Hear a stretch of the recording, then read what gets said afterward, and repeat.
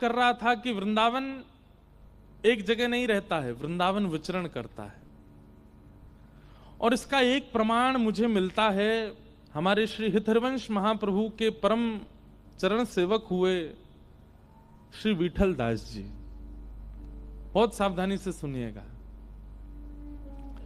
श्री विठल दास जी का चरित्र आता है, महाप्रभु श्री हितहरिवंश चंद जू के परम सेवक हुए।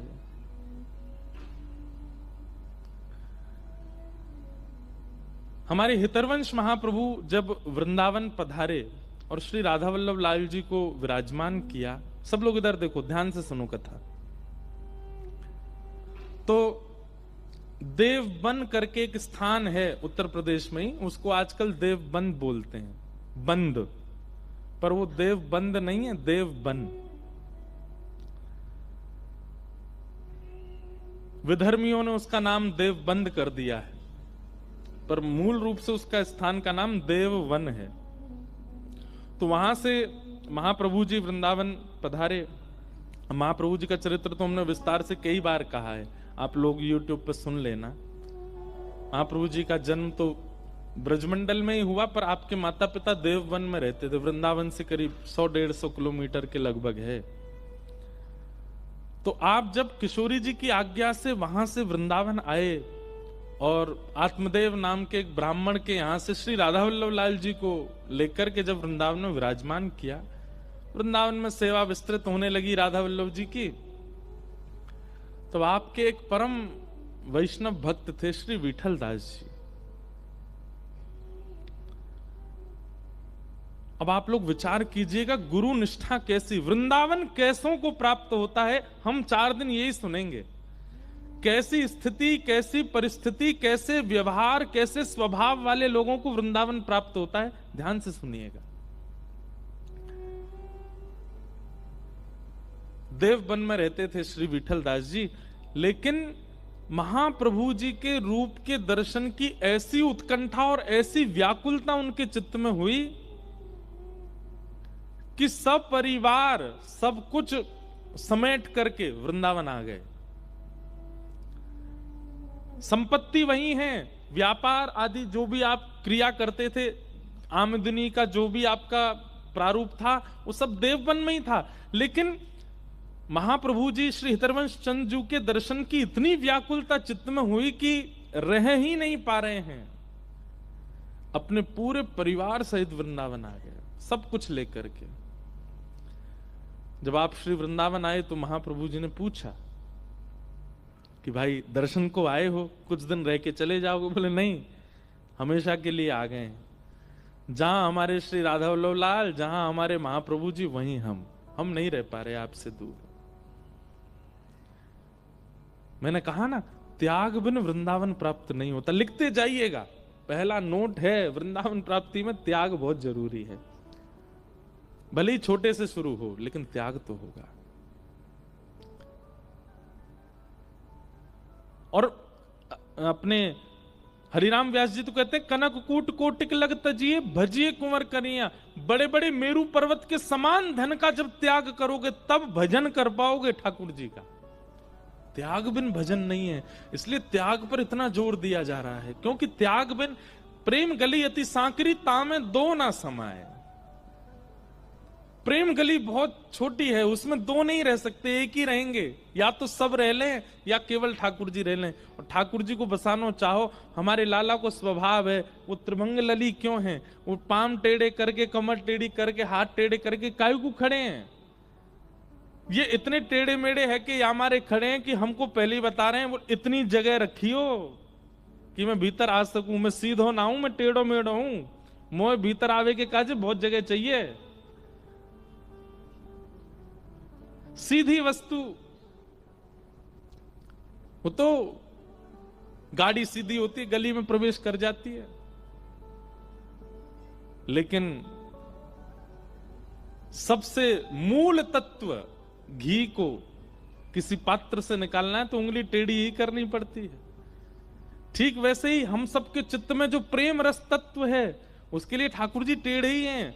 और फिर यूं कहमे कि भैया मैं तेरे भीतर जाऊंगा और कहीं वहां बहुत ज्यादा भीड़ भई तो मेरे तो हाथ में लग जाएगी, मेरी कमर में लग जाएगी, मेरे पामन में लग जाएगी, पहले सबरी भीड़ निकाल ले, खूब जगह कर ले चित्त में, तब आऊंगा मैं। ये त्याग का रूप है। तो श्री विठलदास जी सब छोड़ करके आ गए वृंदावन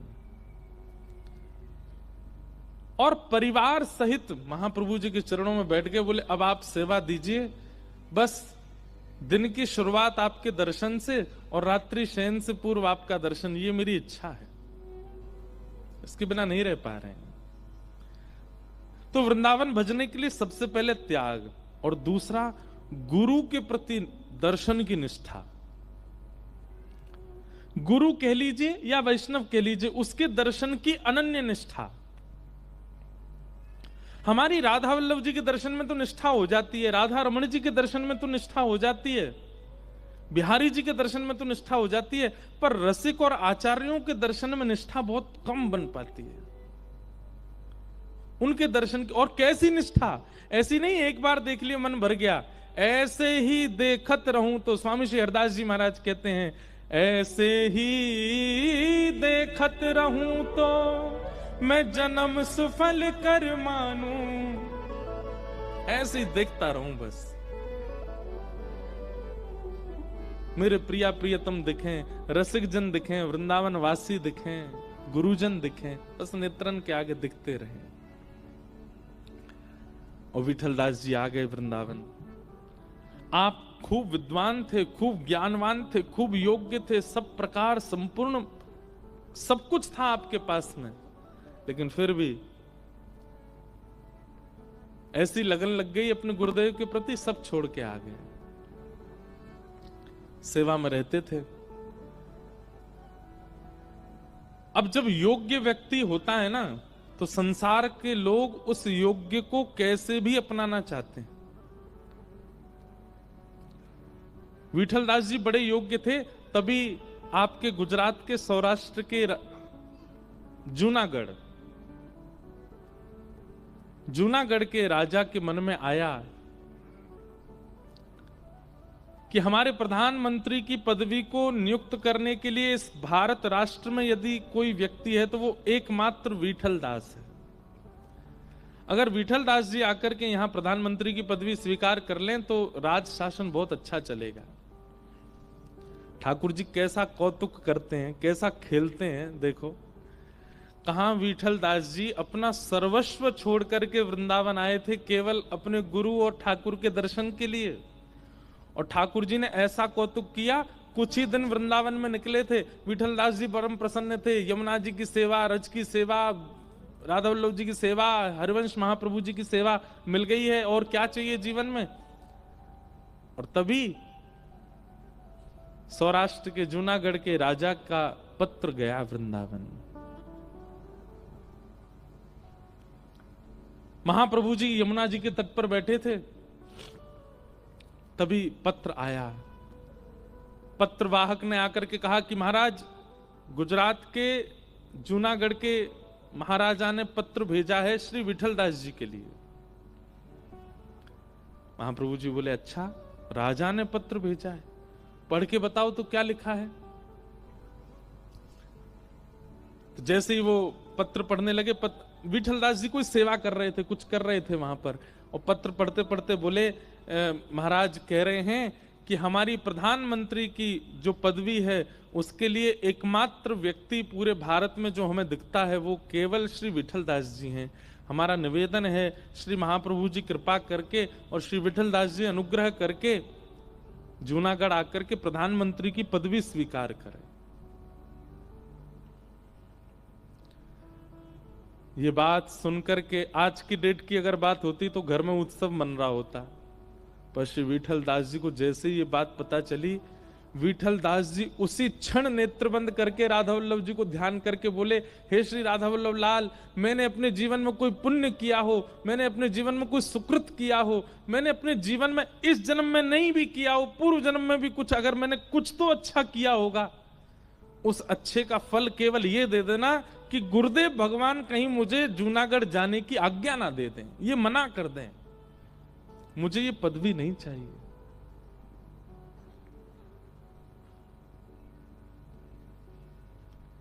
लेकिन ठाकुर जी को कौतुक तो बहुत अच्छा लगता है। एक बात लिख लीजिएगा, जादना लाला को भाग गए ना, वही दिनाते कौतुक कहने शुरू हो जाएंगे। बिना कौतुक के लाला रहवे कोई नहीं, कछु ना कछु कर तो ही रहेगो। और आपके संग कछु नहीं है रहे हो, है सब कछु बढ़िया चल रहे हो, तो यो समझो अभी ठाकुर जी ने आप चुने नहीं हो।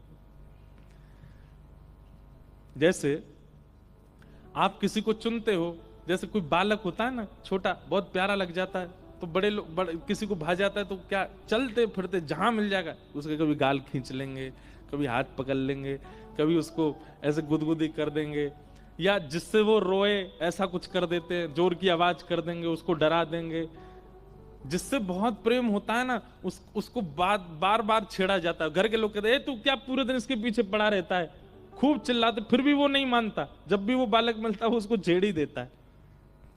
ठीक वैसे ही ठाकुर जी है, ऐसा प्रेम है ठाकुर जी का जिससे इनको अनंत प्रेम हो जाता है ना, उसको ऐसे छिड़ते रहते हैं। राह चलते कछु नहीं तो गाल मरोड़ देंगे, कछु नहीं तो ऐसी ठोकर लगाएंगे, मुंह के बल गिरोगे, सबरे दांत टूट जाएंगे। तुम्हारो कछु काम बहुत बढ़िया बनना होगा, कौतुबा में कछु ऐसो विघ्न डालेंगे कि बन ही नहीं पावेगो।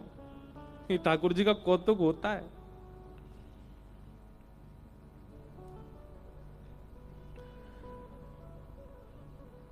विठलदास जी के साथ हुआ। विठलदास जी प्रार्थना कर रहे हैं, हे राधा वल्लभ जी, कहीं गुरुदेव आज्ञा ना दे दें कि जूनागढ़ चले जाओ। और तभी महाप्रभु जी कहते हैं, वाह कितना शुभ संकेत आया है, कितना शुभ समाचार आया है विठलदास, बहुत बहुत तुमको शुभकामना, बहुत बहुत आशीष। अब जाओ, जाकर के जूनागढ़ के प्रधानमंत्री पद को स्वीकार करो। विठलदास जी के नेत्र सजल हो गए, शरीर कांपने लगा, चरणों में गिर गए, नाथ मैंने सब त्याग दिया केवल आपके और राधा वल्लभ जी के दर्शन के लिए, वृंदावन वास के लिए। कृपा करें भगवान, मुझे अब वापस यहां से मत भेजिए, मैं नहीं जा पाऊंगा, मैं नहीं रह पाऊंगा, मेरे प्राण निकल जाएंगे। और सब त्यागने के बाद पुनः संसार के विषयों को स्वीकार करना, ये तो महाअपराध है। मैं सब छोड़ चुका हूं, अब सामान्य परिवार छोड़ने के बाद एक राजपद भी स्वीकार करना, ये मेरे लिए उचित नहीं होगा। महाप्रभु जी कहते हैं, विठलदास जब जीवन में संकट आता है तो गुरुजन क्या कहते हैं, बहुत ध्यान से सुनना, कितना अच्छा उपदेश महाप्रभु जी कह रहे हैं। जीवन में संकट आता है तो गुरुदेव क्या कहते हैं, जीवन में कोई विपत्ति आती है तो आप कुंडली दिखवाओ या गुरुजनों के पास जाओ, महाराजों के पास, वो क्या कहते हैं, बोले भैया देखो प्रारब्ध है, कुछ दिन का संकट है, सबके जीवन में आता है, इसको भोग लो। भाई जीवन में जब संकट आता है तो हम प्रारब्ध मान करके भोग लेते हैं। जीवन में जब सुख आवे, बिना प्रयास किए, बिना कोई मेहनत किए, अनायास ही सुख आवे, उसको भी भोगना चाहिए। ये उपस्थित भोग है, आपने कोई प्रयास नहीं किया, आपने कुछ ऐसी मेहनत नहीं की, आपने कुछ विचार नहीं किया, लेकिन अनायास ही आपके पास में कुछ ऐसा आया जिससे खूब संपत्ति प्राप्त हो रही है, खूब यश मिल रहा है, तो फिर उसको स्वीकार करना चाहिए, गुरु कृपा भगवत इच्छा मान करके। हाँ, सिर पे हावी मत होने देना, हृदय पर उसका ज्यादा प्रभाव मत पड़ने देना, पर उसको स्वीकार करो। विठलदास, तुमने योजना तो नहीं बनाई थी ना कि तुमको प्रधानमंत्री बनना है, तुमने इसके लिए परिश्रम तो नहीं किया था ना, ये तुम्हारा प्रारब्ध है, इसलिए इसको भोगो। अब यहां पर हम एक बात आपको बताना चाहते हैं, सुख और दुख ये दोनों प्रारब्ध से आते हैं, पुण्य और पाप ये भी प्रारब्ध से ही आते हैं। लेकिन भगवत प्राप्ति तभी होती है जब पुण्य और पाप दोनों शून्य हो जाते हैं। बहुत ऊंची बात है, बहुत ध्यान से सुनिएगा।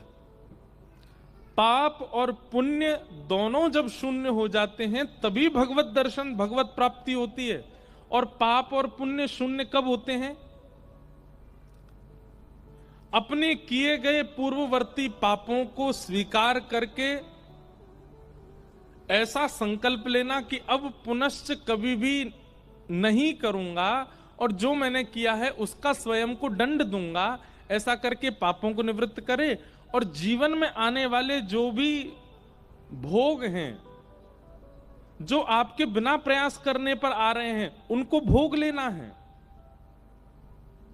आप संकल्प नहीं कर रहे हैं, आप प्रयास नहीं कर रहे हैं, पर कोई वस्तु प्रस्तुत हो रही है सामने से, अगर वो केवल यश युक्त है, कोई काम युक्त नहीं है, कोई व्यसन युक्त नहीं है, कोई वासना युक्त नहीं है, केवल और केवल यश युक्त, धन युक्त, ऐश्वर्य युक्त है, तो उसको भोगने में कोई आपत्ति नहीं है। हाँ, याद रहे वो कोई विषय वस्तु ना हो, कोई वासना वस्तु ना हो, कोई काम वस्तु ना हो, इंद्रिय सुख की वस्तु ना हो, नहीं तो लोग बाग तो गलत अर्थ निकाल लेंगे कथा का। महाराज जी कह रहे थे सामने अपने आप आ जाए तो फिर क्या, ये पीला पानी मेरे सामने रखा है, मैंने तो मंगाया नहीं है, पी लेता हूं। लोग बाग तो अपने मन से कुछ भी अर्थ लगा लेंगे। मेरा मित्र धुआं उड़ा रहा था, मैंने तो बोला नहीं था उसको। अब जब धुआं उड़ ही रहा है सामने तो फिर इसमें मैं भी तो थोड़ा उड़ा सकता हूं। कहीं ये विषय वासना, काम और इंद्रिय सुख की वस्तुओं को मत ले लेना। इसमें यश के रूप में, संपत्ति के रूप में, ऐश्वर्य के रूप में, उपलब्धियों के रूप में यदि सामने से अनायास ही सुख आ रहा हो तो उसको स्वीकार करो, आप प्रयास मत करो। ये भक्तों के लिए बात है, सबके लिए नहीं है। जो नाम जापक हैं, जो तिलक लगाते हैं, जो गुरु निष्ठा रखते हैं, उनके लिए है। ये उपदेश महाप्रभु जी कर रहे हैं विठल दास को। विठल दास, तुम्हारे बिना प्रयास करने पर अगर तुमको प्रधानमंत्री की पदवी मिल रही है तो जिस प्रकार जीवन में आने वाले कष्टों को प्रारब्ध मान करके भोगते हैं, सुख मिल रहा है तो इसको भी भोगो। लेकिन त्याग देखिए और समर्पण देखिए विठल दास जी का। स्थिति ऐसी है कि प्राण निकलने को हो रहे हैं, लेकिन गुरु आज्ञा हो गई है कि जाना है तो अब नहीं रोकना। ये प्रेम है बंधु। विठल दास जी चाहते तो कह देते कि मैं संपत्ति छोड़ के आया था आपके लिए, मैं परिवार छोड़ के आया था आपके लिए, सब कुछ छोड़ करके आया था और आप मुझे खुद से ही दूर कर रहे हो। पर नहीं, गुरु आज्ञा हो गई है कि जाना है तो अब इसके आगे दूसरा प्रश्न नहीं। प्रेम का स्वरूप होता है मैं स्वयं कष्ट में रह लूंगा लेकिन मेरा प्रेमी कष्ट में ना रहे। विठल दास जी ने विचार किया कि अगर मैंने मना किया तो गुरुदेव को कष्ट होगा, मैं भोगने को तैयार हूं पर आप कष्ट में ना रहे। विठल दास जी कुछ नहीं बोले, नेत्रों से अविरल अश्रुधार गिर रही है, हाथ जोड़ के बैठे हैं और बस आज्ञा हो गई है जाओ। लेकिन मन तो सोच रहा है ठीक है जाता हूं, बुद्धि तो सोच रही है ठीक है जाता हूं, पर तन स्थिर हो गया है, तन हिल ही नहीं रहा है वहां से। और तब एक सूक्ष्म इच्छा प्रकट हुई मन में कि कृपा करके वृंदावन का कोई आशीष मुझे दे दीजिए। तब महाप्रभु जी ने सिर पर हाथ रख के कहा, विठल दास मैं तुम्हें आशीष देता हूं कि सदा वृंदावन तुम्हारे चित्त में रहेगा और तुम जहां रहोगे वृंदावन वहीं प्रकट हो जाएगा, जाओ।